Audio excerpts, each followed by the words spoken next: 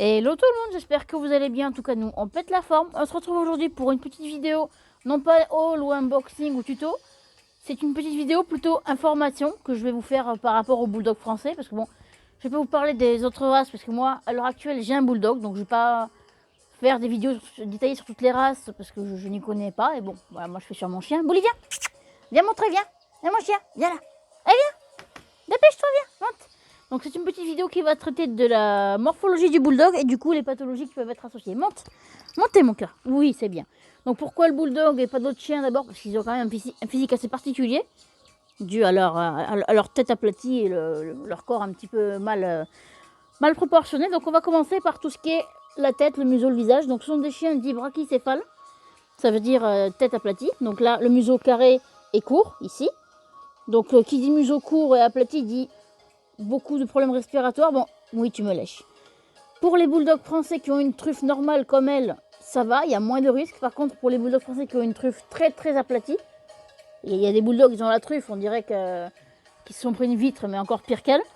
Là, oui, il y a beaucoup de problèmes au niveau de respiration parce que du coup, les narines sont aplaties, les sinus aussi, donc du coup, le chien a du mal à respirer, donc c'est un peu plus compliqué pour lui. Ensuite, donc la Gizmo, elle, de ce côté-là, ça va. Elle a une truffe, viens, monte ta truffe. Elle a une truffe normale, enfin, elle a le museau court, mais sa truffe, elle n'est pas aplatie. Donc, elle a une truffe normale. Tu viens de me pisser dessus, t'es dégueulasse. Oui, t'es peu. Donc, sa truffe, pour ce qui est truffe, elle n'a pas trop de problème.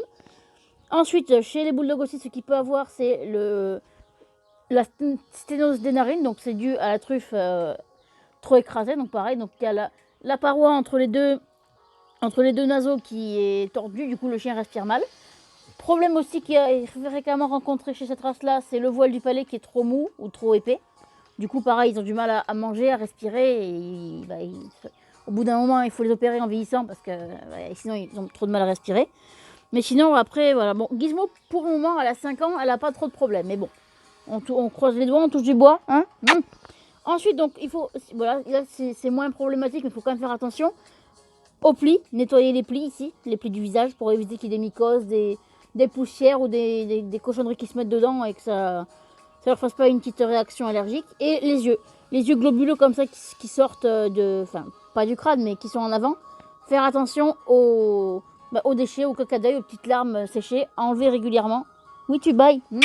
À enlever régulièrement, voilà, parce que bon après ça peut, c'est pas hygiénique et puis pour eux c'est pas, ça doit gêner un petit peu.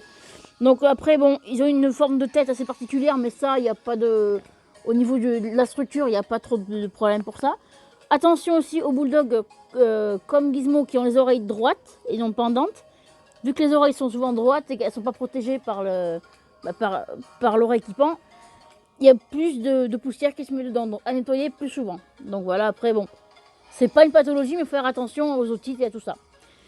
Sinon, après, au niveau du cou, c'est des chiens qui sont assez fragiles des cervicales. Je l'ai appris à mes dépens parce qu'elle me se les est coincées, le cervical, donc veto, antibio, tout ça. Ça, je savais pas du tout par contre, donc bon, mais bon. Ça, en faisant attention, en faisant pas trop sauter, on peut toujours éviter d'avoir trop de problèmes. Ensuite, donc, pour tout ce qui est du corps. Attends, mon amour. Oui, tu te lèves. Mets-toi debout, coquille. Ah, attention, tu vas tomber. Mets-toi debout, caca. Donc, pour le corps, ce sont des chiens qui sont assez costauds.